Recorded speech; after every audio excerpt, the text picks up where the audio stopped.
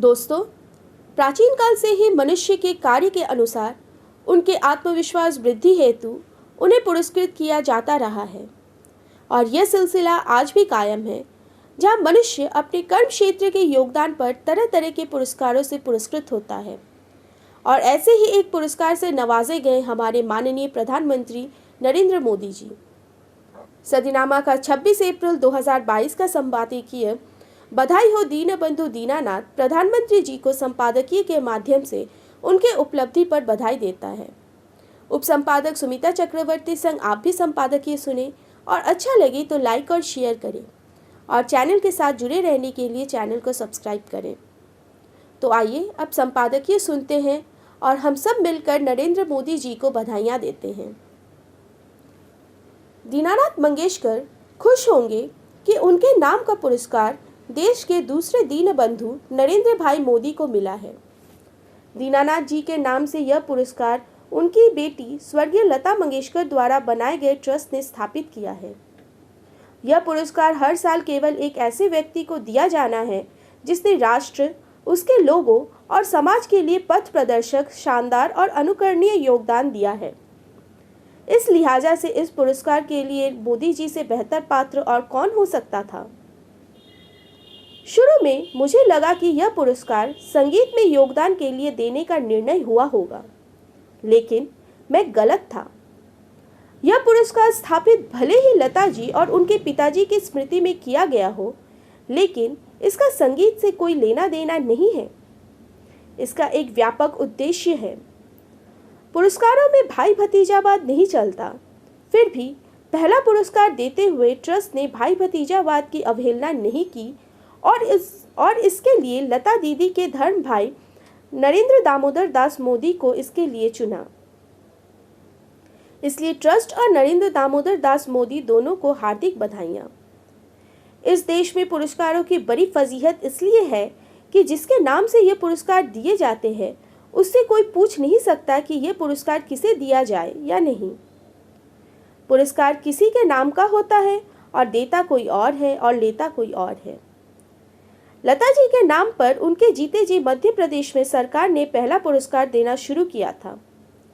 मुमकिन है कि अब अगला पुरस्कार किसी संगीतकार के बजाय किसी राजनेता को मिल जाए, क्योंकि मास्टर दीनानाथ मंगेशकर स्मृति प्रतिष्ठान चैरिटेबल ट्रस्ट ने रास्ता दिखा दिया है।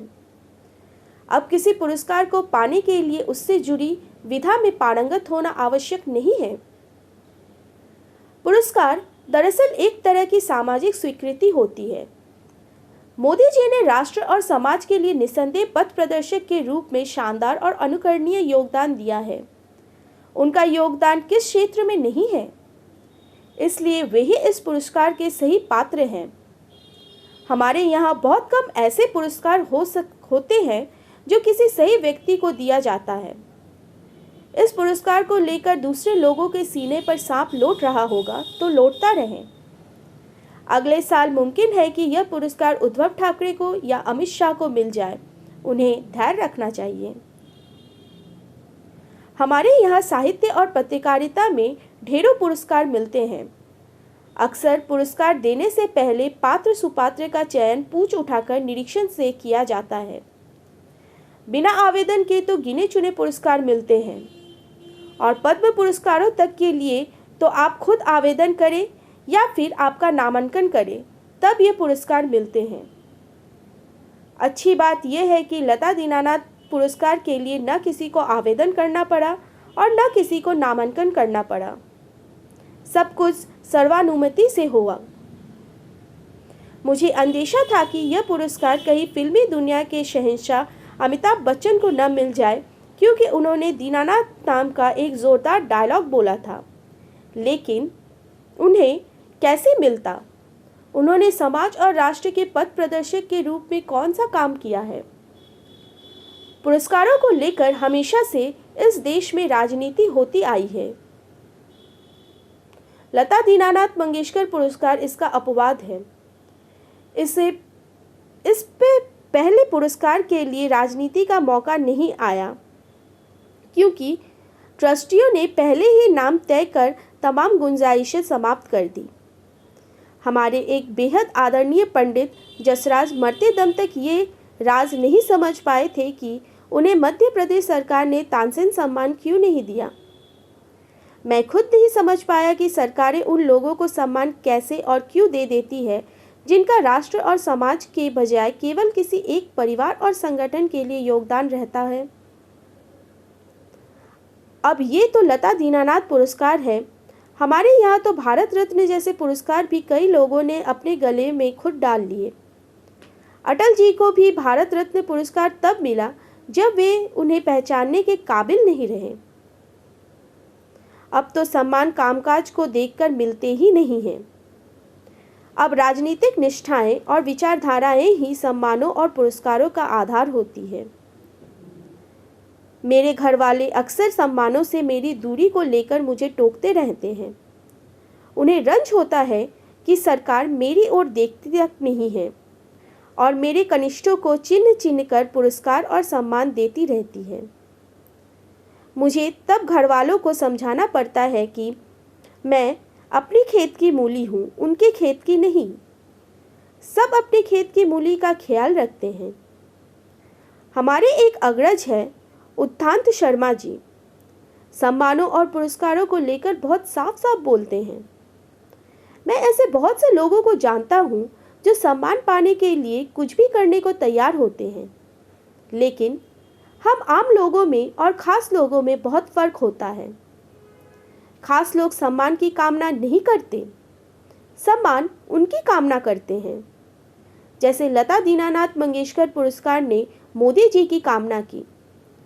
निश्चित ही लता जी जहाँ भी होंगी अपने बनाए ट्रस्ट के इस फैसले से खुशी होंगी, बल्कि गदगद होंगी। हम सब भी गदगद हैं।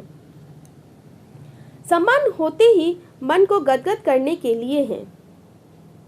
हमें ग्वालियर शहर में पुराने शासक परिवार के पास 1.5 दर्जन से ज़्यादा ट्रस्ट है, लेकिन वे एक भी सम्मान नहीं देते। यदि देने लगे तो न जाने कितनों का मन गदगद हो जाए।